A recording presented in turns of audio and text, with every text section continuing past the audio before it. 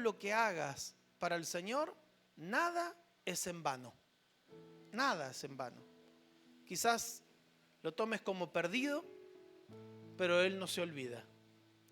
Cada detalle, cada esfuerzo. El otro día predicábamos por solamente alcanzar un vaso de agua al sediento. Dice que hay recompensas extraordinarias.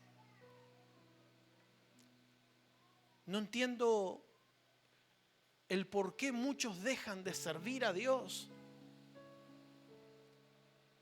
Nunca dejes de servirle. Nunca dejes de servirle. Porque en algún momento de la vida el Señor te hará ver que fuiste útil en sus manos. Que Él estuvo con vos en ese momento. Que por más que no tengas conciencia de lo que estabas haciendo, Él sí estaba en los asuntos del reino celestial. Y sabes que la palabra de esta noche es una palabra incentivadora. Es una palabra rectora, es una palabra que justamente vino de la boca de Jesús. Había un apóstol que estaba pasando unos, vaya que problemas. Problemas es poco. Problemas es pasar una crisis donde uno tiene que tomar una decisión y a veces se enoja y a veces se pierde, enfrentar una deuda, eso es un problema. Pero problemas que tenía este hombre, como el apóstol Pablo. Estamos hablando de un hombre que pasó por muerto 2 o 3 veces, fue azotado con vara más de 2 veces, fue azotado con látigo 2 veces, fue apedreado como 2 o 3 veces pasado por muerto, fue tirado, fue encarcelado y en esta etapa está a punto de ser preso y llevado al extranjero. Mire, este sí que tenía problemas en serio. Y dice que este texto que se encuentra en Hechos capítulo 23, en el verso 11, de repente en una noche se le presenta a Jesús allí en medio de la cárcel, encadenado, adolorido. Y Jesús emite una palabra. Para eso obviamente en esa palabra tenemos que verle un contexto de lo que estaba sucediendo allí. Pablo estaba siendo juzgado. Los judíos querían determinantemente destruirlo, matarlo. Los romanos era un preso más. Pero todo había un propósito. Dice que cada palabra que Pablo emitía traía una repercusión en el mundo antiguo, en la gobernabilidad de Roma de tal manera tan fuerte que impactaba que gobernadores que llegaban a Jerusalén y a Cilicia para poder procesarlo, se quedaban admirados por la voluntad que tenía, la expresión, la dialéctica, y que aún un hombre rodeado de cadenas tenía la plena voluntad de emitir fuerza, ánimo y esperanza. Porque una cosa es estar mal y contar lo malo. Y otra cosa es estar mal y decir, Dios tiene un propósito conmigo. Son dos cosas distintas, ¿no? Y que todos atravesamos por eso. Muchas veces estamos mal y obviamente lo mostramos con la cara, lo mostramos con los gestos, lo decimos. Pero cuando uno empieza a servir a Dios de una manera donde ya no hay marcha atrás, no tienes, escucha bien esta palabra, no tienes privilegios para la queja. No tienes. El que es denominado siervo, sierva de Dios, no tienes derechos a la réplica de queja, porque el que te llamó es el que te sostiene y es el que te lleva hasta el fin de tus días. Por lo menos esto le sucedió a los apóstoles. En este verso 11 lo tenemos. Verso 11 dice así que la noche siguiente se le presentó el Señor y le dijo, ten ánimo. ¿Podrá repetir eso conmigo? Mire, ten ánimo. Pablo, pues como has testificado de mí en Jerusalén, así es necesario que testifiques también en Roma. Ten ánimo. ¿Usted se imagina lo que es el Señor presentarse de madrugada y decirte: todavía no he concretado, todavía no concluí la meta que tenía con vos? Es necesario que pases procesos. Y vaya qué proceso, porque después de esta palabra, Pablo queda más que preso, como secuestrado durante 2 años, incierto, sin derechos y sin garantías, pero con privilegios. Los amigos lo podían visitar. Se tomó el tiempo en esos 2 años de escribir el libro de Gálatas, el libro de Éfesos, el libro de Tesalonicenses. Un hombre que era incontenible. Dios lo tuvo que contener con cadenas para que se detenga.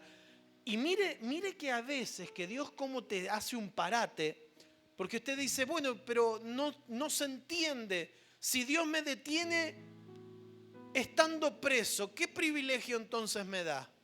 El privilegio que hoy vos y yo podemos tener en nuestras manos cartas pastorales, epístolas paulinas, cartas que fueron emitidas de la propia boca de Dios, que cuando vos estás bien o estás mal, solamente abres la palabra y esa palabra lo llena todo.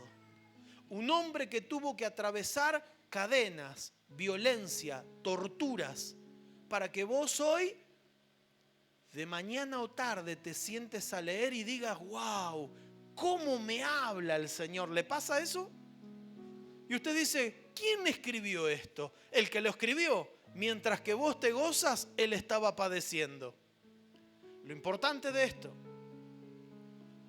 es que un capítulo atrás, y yo sé que usted es un buen lector de la palabra, lo va a verificar de esta manera. También se le presenta a Jesús y le dice estas palabras: Pablo, es necesario que salgas de Jerusalén, porque esta gente está rechazando mi voz, mi palabra, y no te la van a tomar. Pablo se está por levantar, va a Jerusalén y se le presenta un profeta. Y de repente el profeta le da una indicación, le saca el cinto de la cintura. El profeta metafóricamente se ata las manos y se ata los pies.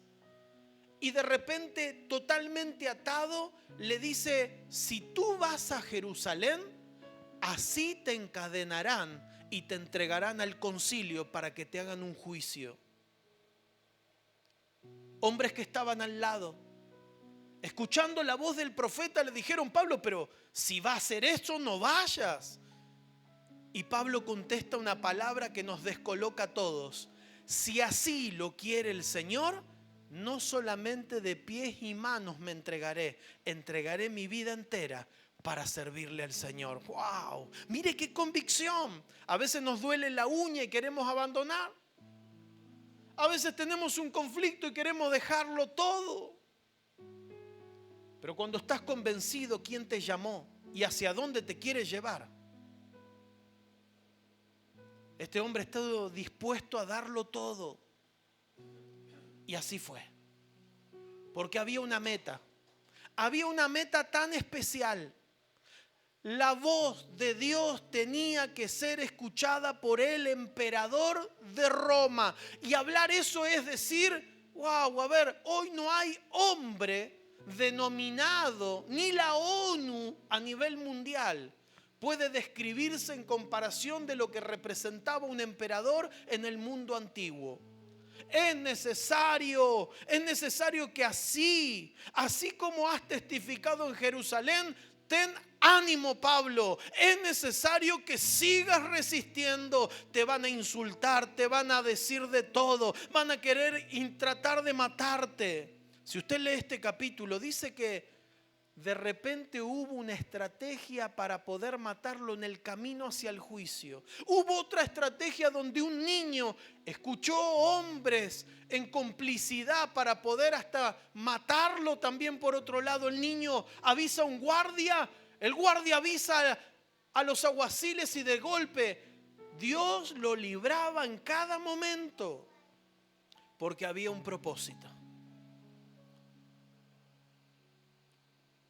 Lo bueno de todo esto es que siempre tienes que saber cómo está tu brújula.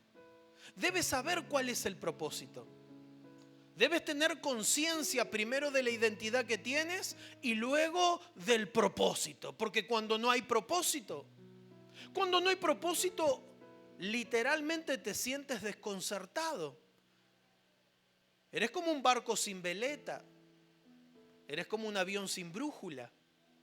Es como alguien que hace algo sin tener el sentido. El propósito es lo que te lleva al destino. Todos tenemos un propósito de salvación, ¿verdad? ¿Sí? Y muchos hoy discuten y pelean si es salvo o no es salvo. Y la verdad, eso no nos compete a nosotros. El único que nos da la salvación es Jesucristo y lo da por amor y por gracia. Pero yo quiero decirte que hay algo más detrás de la salvación. Hay beneficios para los que sirven a Dios. Hay beneficios para los que fueron llamados específicamente a testificar como ministros de Dios. Hay propósitos eternos para aquellos que fueron evangelistas, que fueron llamados apóstoles, que fueron llamados profetas. Y usted me va a decir, ¿dónde está eso? En las mansiones preparadas celestialmente para aquellos que van a servir con Él en la eternidad. ¿Usted piensa que después de esta vida termina todo? La Biblia dice que después de esta vida comienza una vida eterna. La Biblia habla como le dijo a Jesús. Jesús le dijo a los discípulos: yo me iré y prepararé moradas para ustedes. Si así no fuera, yo ya se los hubiese dicho. Los discípulos descolocados le decían a Jesús: ¿qué son las moradas que vas a preparar allí en el cielo? Son para personas que han dedicado la vida. Y se cuenta por testimonios de personas que regresaron de la muerte. Se cuentan por el mismo Pablo diciendo: conozco un hombre, si en el espíritu no lo sé, si en la conciencia no lo sé, pero ese hombre fue llevado al tercer cielo, en el cual se han contado cosas inefables que no se pueden describir con palabras humanas. El mismo Pablo vivió, testificó, palpó la eternidad y vio cosas extraordinarias. Se dice que se preparan estudios, habitaciones, y la Biblia lo describe. Hay un mar como de cristal. Hay mansiones donde las columnas son de piedras preciosas. Tienen medidas. Hay que leerlo. ¿Dónde está, pastor? Porque escatológicamente nos interesa. Búsquenlo en el libro de Apocalipsis. Tienen medidas, tienen dimensiones, tienen columnas, tienen techo. Se va a vivir de una manera donde no se va a necesitar la luz eléctrica, porque la presencia de Dios iluminará a todo aquel que esté eternamente con Él. Ángeles jugarán, se dará conferencias, se darán tipo universidades de estudio, porque si no, el Señor no cumpliría su palabra. Hay cosas que aquí no la van a entender, pero cuando estén en mi presencia será revelada todas las cosas. ¿Usted sabe el tiempo que va a llevar eso? Y mientras que todavía jugamos muchas veces a ver si me salvo o no me salvo, dejamos de lado las gratificaciones del Señor por hacer la buena voluntad de Él. ¿Sabe qué significa eso? Que la salvación ya está asegurada, pero con la salvación no basta. Después de esta vida, ¿qué viene? Vienen cosas maravillosas que nuestro entendimiento no puede comprender. Pero esa noche, cuando ese hombre se ve que ya tenía debilitados los brazos, Se ve que la garganta ya sedienta de tanto predicar y tratar de convencer a esos impíos que querían matarlo. Se le presenta a Jesús en esa noche y le dice esta palabra: ten ánimo. Es una palabra de exhortación. No es una palabra de decir que tenga ánimo porque tiene miedo. Son dos cosas diferentes. Porque en una oportunidad, después de la alimentación de los 5,000, ¿cuántos se acuerdan de eso? ¿Sí? Allí en Mateo, capítulo 14, literalmente Jesús le dice: es mucha la multitud, agarren una barcaza y pasen para el otro lado. Jesús se queda con el gentío. Los discípulos navegan para cruzar y poder tener un poco de tranquilidad sin que la gente atosigue al maestro. Pero de repente esa noche se empieza a levantar cierta tormenta en el cual los discípulos empiezan a tener un temor. Y literalmente la barcaza estaba en medio del mar. Dice el capítulo 14 de Mateo, verso 24, y que azotaban las olas porque el viento era contrario. Mas a la cuarta vigilia de la noche Jesús vino a ellos andando sobre el mar. Y los discípulos, viéndolo andar sobre el mar, se turbaron diciendo: ¡un fantasma! Y dieron voces de miedo. Pero enseguida Jesús les habló, diciendo: tened ánimo. Yo soy, no temáis. Entonces le respondió Pedro y le dijo: Señor, si eres tú, manda a que yo vaya contigo. Y el gran y criticado Pedro fue el único que pudo gozar de la misma plenitud de Jesús. Porque Jesús, caminando sobre el agua, nuestra lógica nos lleva a que el mar sostenía a Jesús. Pero en realidad era Jesús que sostenía el mar caminando sobre esa esfera. Jesús es superior a toda razón nuestra. Pero en esa oportunidad, cuando le dice que tengan ánimo, le dice: no tengan miedo, anímense. Soy yo, no es un fantasma. Señores, me estoy acercando a ustedes de una manera magistral, sobrenatural, de una manera que ustedes no entienden. Porque así es como nos atontamos cuando tenemos problemas. Cuando las olas nos azotan, cuando los conflictos nos ahogan, cuando no podemos resolver un problema, un diminuto problema no se puede resolver. Jesús se aparece de maneras diferentes y misteriosas. En el miedo apareció caminando. En la cárcel apareció en visión nocturna. Ten ánimo, es necesario que sigas predicando. En ningún momento le dijo: ay, pobrecito, veo tus lágrimas, veo tus lastimaduras, veo como las cadenas y los grillos en las muñecas y en los tobillos te están lastimando. En ningún momento lo victimizó. Al contrario, dijo: no importa lo que te esté pasando, sigue adelante. No importa el dolor que estés atravesando. Tienes que concretar el propósito por el cual fuiste llamado. Y el propósito tuyo no solamente es predicarle a los gentiles. Tienes que llegar al mismo emperador. En Roma será escuchado el evangelio de poder. Otras traducciones hablan: tienes que predicar las buenas nuevas de salvación. ¿Y sabe lo que sucedió?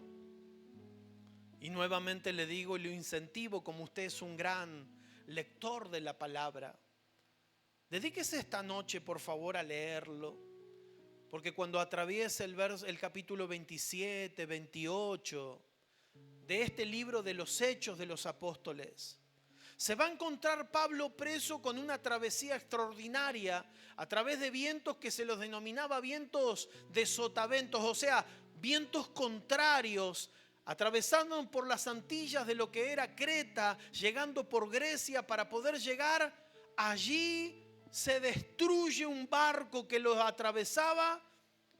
Pasa por la isla de Malta, lo pica una víbora, lo quieren matar, todos los están esperando que reviente como un sapo. De golpe, la presencia del Espíritu Santo lo cautiva, el veneno de la víbora queda inhibido y automáticamente, de todos esperar que Pablo le den sepultura, de golpe lo empiezan a ver como un semidios que empieza a hacer milagros. Sana al cacique de los aborígenes de esa isla, y de golpe Pablo salva toda una tribulación. Cuando llega a Roma, usted piensa que todo termina. Fue tanto lo que Pablo, milagros que hacía en medio de estar como preso, que a Pablo le dan una casa en la propia ciudad de Roma, en la capital mundial del antiguo mundo, y lo dejan durante 2 años hacer células para que todos los romanos de la época conozcan al verdadero Jesús de Nazaret. ¿Usted piensa que es fácil este camino? ¿Usted piensa que todo es color de rosa?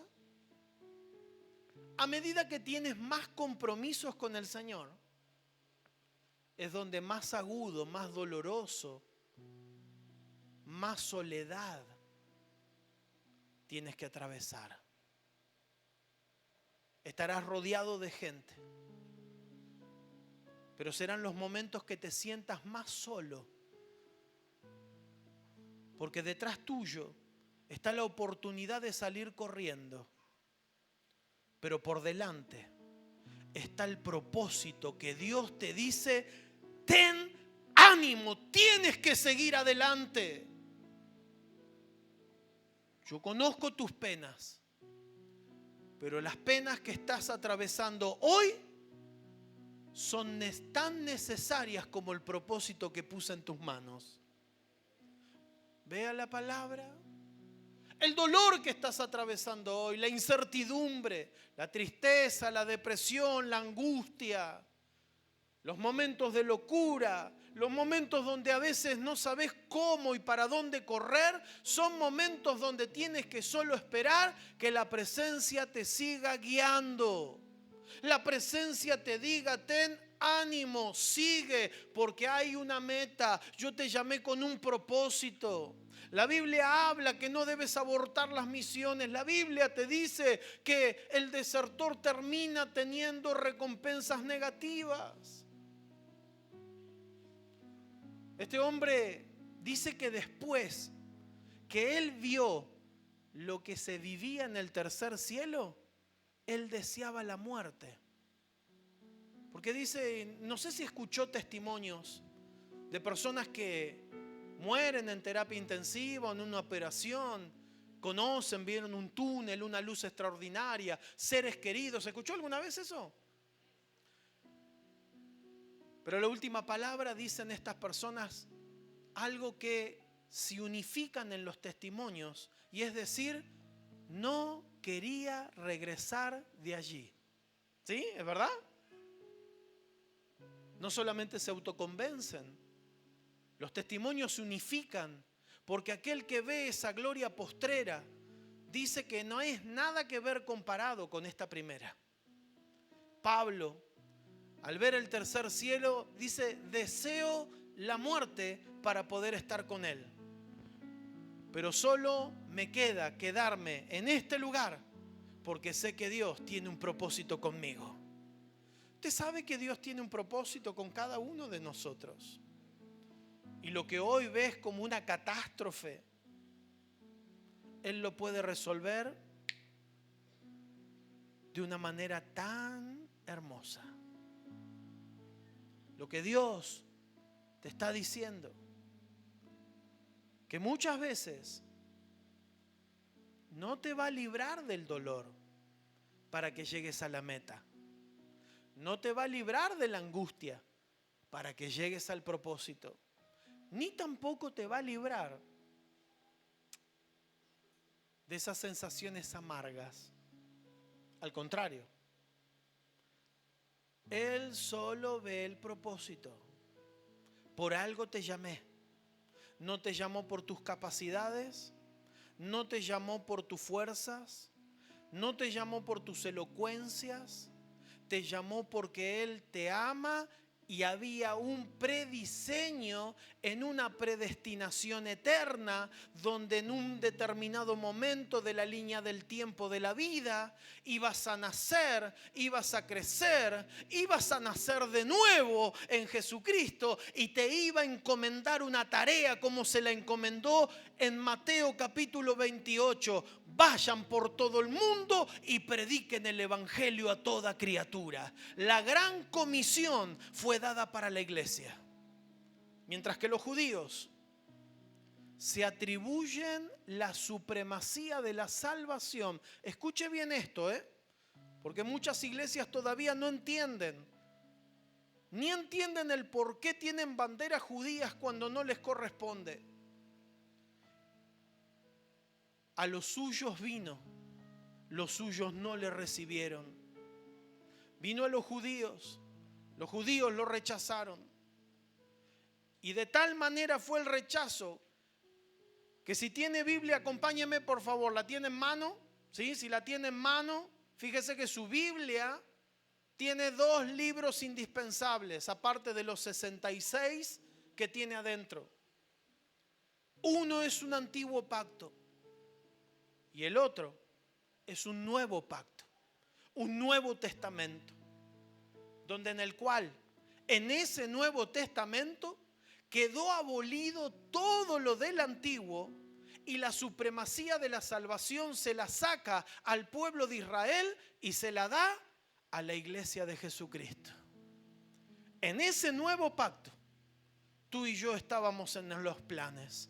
En ese nuevo pacto queda rechazado todo lo que estaba detrás para un plan nuevo, donde la iglesia es la que lleva la delantera como cuerpo de Jesucristo, en el cual Él es la cabeza, para que todo aquel que en Él cree no se pierda, mas tenga vida eterna en Cristo Jesús. Nosotros fuimos llamados en adopción para ser adoptados y ser hijos del Señor. Pasamos a ser de creación a hijos. Pero yo no me lo merecía, pero sí estaba en sus planes. Pero yo no hice nada para poder tener eso, pero sí estabas en sus planes. Y muchas veces lo hemos rechazado porque no entendimos nada. ¿Cuántas veces antes de hoy te habían predicado la palabra del Señor y vos le dijiste que no? ¿Cuántas veces te invitaron y le dijiste que no? ¿Cuántas veces te llamaron y le dijiste que no? Pero Dios insistía, como en la canción que cantábamos. Él insiste, Él insiste y Él insiste porque hay un plan con tu vida. Hay un propósito con tu vida. Ten ánimo, ten ánimo. Hay alguien en este lugar que me escucha el mensaje. Diga amén. Ten ánimo. Dígale al de al lado, ten ánimo. Tú tienes un plan con Dios. Ten ánimo. Sí, pero usted no sabe lo que yo hoy estoy pasando. Solamente sé decirte algo, ten ánimo, porque si estás aquí, el Señor tiene planes eternos contigo. Es necesario que te pongas en su presencia. Es necesario que solamente le hagas caso a Él. No a los hombres, a Él. Hazle caso a Jesús. Hoy hablaba con una persona y hablábamos de cuántos muchas veces vemos los detalles negativos. Siempre vemos la única mancha que cae en la remera, ¿verdad? Una remera blanca, un diminuto detalle de suciedad, y cualquiera que se te acerca a mirar, lo primero que ve es el punto de mancha. No ve la remera, ¿verdad o me equivoco? Todos van a ver los defectos. Y se pierden de ver cuántas gratitudes se vivieron en el medio. Ten ánimo. Jesús te está diciendo nuevamente, ten ánimo. Estás pasando problemas, ten ánimo.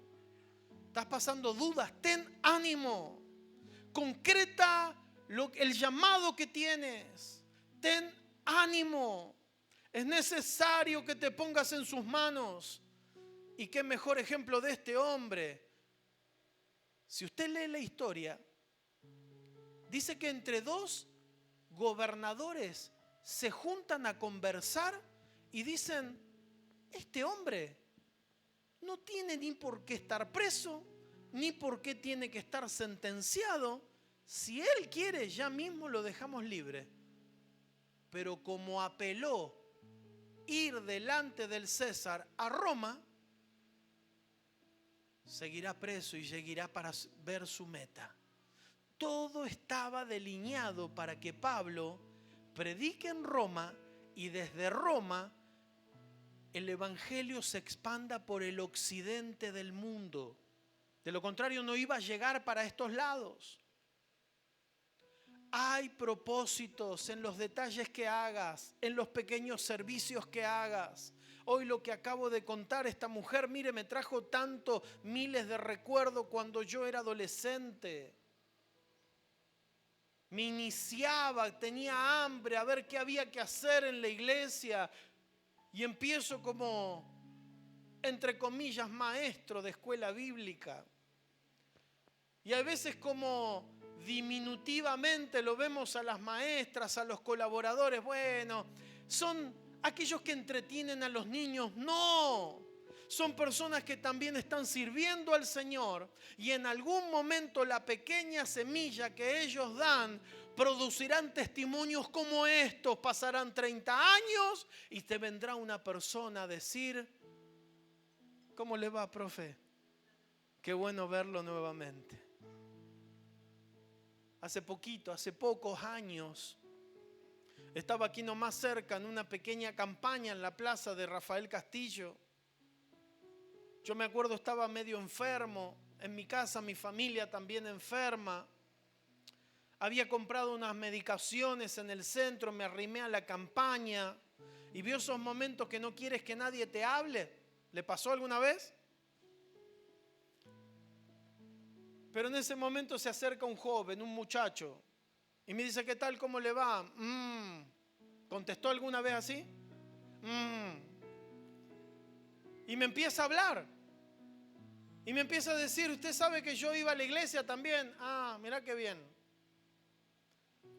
Y yo era terrible, me dice, era terrible. Me portaba re mal en la iglesia. Pero era obvio. En mi casa se abusaban de mí. Me moría de hambre. Vivía en una villa. Y yo iba todos los domingos a una escuelita. Y las volvía locas las maestras. Le hacía la vida imposible. Y me retaban. Y siempre andaba sucio y siempre era aquel que señalaban todos. Pero un día alguien,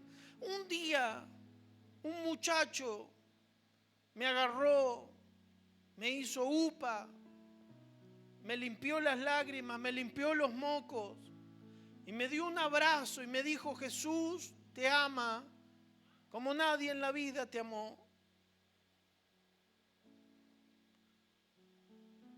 Y lo vuelvo a mirar y me acuerdo que cuando lo vi le dije, qué buena historia. Y de repente ese muchacho me dijo, Alfredo, ese muchacho eras vos. Nunca me olvidé de vos. Quiero contarte que hoy soy padre de familia. Salí de esa villa. Tengo mis hijos en honra y hoy estoy sirviendo al Señor. Esa semilla que vos hiciste cuando me abrazaste me dio la buena voluntad de decir, yo quiero ser como vos, quiero servir al Señor. Me acuerdo que yo estaba tan enfermo que a la vez empecé a llorar y a decirle, no sabía qué decirle. Le dije, no me acuerdo, soy yo, Roberto. Era una misma que estaba con esta mujer en la escuelita siendo niño. Soy yo. Y después de verlo tantas veces, algo borrosamente, habían pasado 30 años también, sin acordarme lo que un día había hecho con un niño. Iglesia, quiero decirte algo. Todo lo que hagas en el Señor, nada es en vano. Ten ánimo, porque Dios tiene propósitos para con tu vida. Alabado sea el Señor. Alabado sea el Señor. Ten ánimo, por favor. Levántate. Levántate en decirle al Señor, aleluya. Yo quiero servirle al Señor. Yo quiero servirle al Señor. Y ¿sabe qué? Si todavía no tienes pensado cómo servirle, este año le vas a servir al Señor de una manera poderosa. Levante esa mano a ver quién está dispuesto. ¿Quién está dispuesto a decir, ay, sí, Señor, yo quiero hacerlo? En lo poco, en lo mucho, en lo grande, en lo poco, en lo que sea, yo quiero. Y se te van a presentar en el medio del yo quiero, se te van a presentar niños, ancianos, se te van a presentar cualquiera que en ese momento para vos no es nada, para ellos es todo. Anoche alguien golpeó la puerta solamente para pedir un puñado de comida. Y me dijo, yo soy agradecido, vengo caminando de 4 kilómetros. Allí en la plaza de Morón están dando comidas, tengo que ir todas las noches a buscar porque no me alcanza para poder comer. Y si usted le digo algo, ¿me cree? Hace 7 días que no puedo comprar un aceite. Escuche esto. Se dispararon los precios, la economía está fallando, la crisis golpea fuerte. Y le dije, dame unos minutos. Entramos adentro, sacamos de la cena nuestra. Y te dije, mirá, por ser sincero, en esta caja no solamente te vas a llevar un aceite. Te vas a llevar aceite, leche, azúcar. Y le dimos y mi esposa empezó a sacar y darle.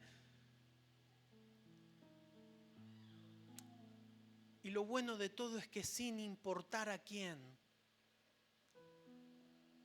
esa persona yo la vi como en el futuro, predicándole las cosas del Señor, ayudando a otros. Lo mínimo que hoy tú puedas dar será eterno para otros. Ten ánimo. No sé cómo viniste hoy al culto, pero lo único que sé es que hoy vas a salir totalmente renovado por la presencia del Espíritu Santo.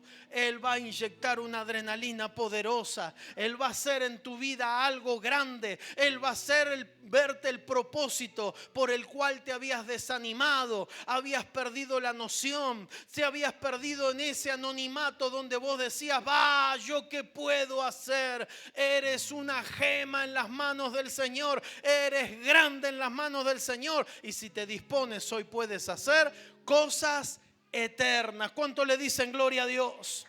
Alabado sea el Señor. Ponte de pie, por favor.